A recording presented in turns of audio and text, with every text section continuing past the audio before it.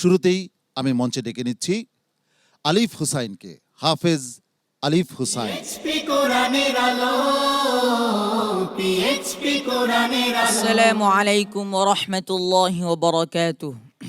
ওয়ালাইকুম আসসালাম রহমতুল্লাহি ওবরকাতুহ। আলিফ হুসাইন, আমি যে আয়াতের অংশবিশেষ তেলাওয়াত করব, তুমি সেই আয়াতের শুরু থেকেই তেলাওয়াত করতে থাকবে। আউযু বিল্লাহি মিনাশ শাইতানির রাজীম। বিসমিল্লাহির রহমানির রহিম। إن الذين كفروا بآياتنا سوف نصليهم نارا. أعوذ بالله من الشيطان الرجيم. بسم الله الرحمن الرحيم.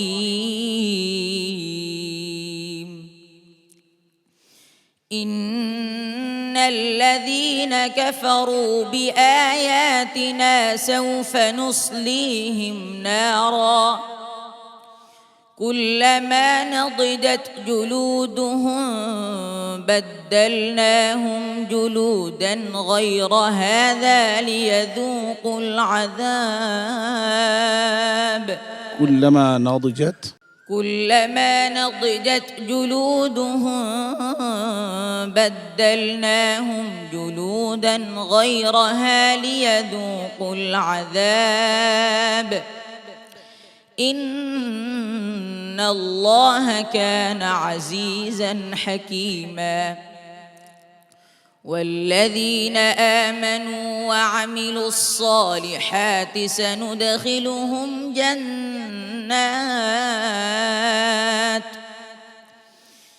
سندخلهم جنات تجري من تحتها الأنهار خالدين فيها أبدا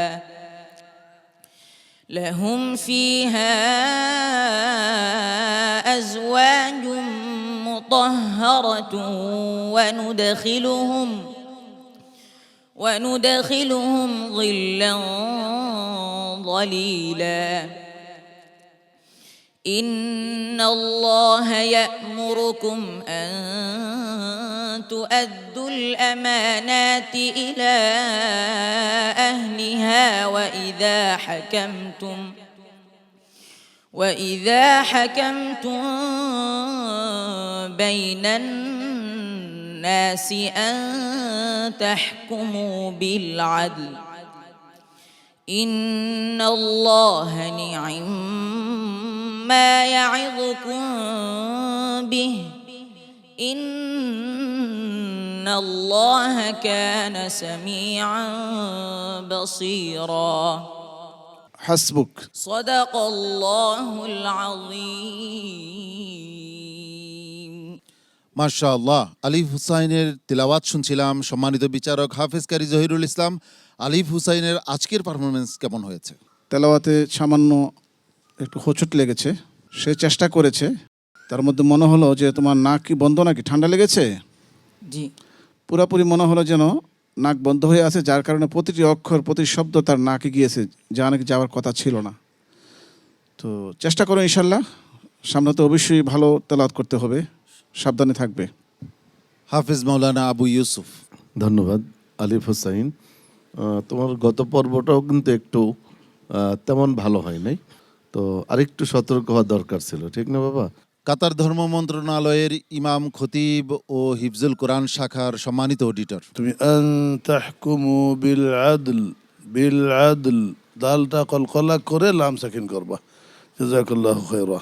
মোহতারাম অতিথি মাওলানা মাহবুবুর রহমান নিজামী।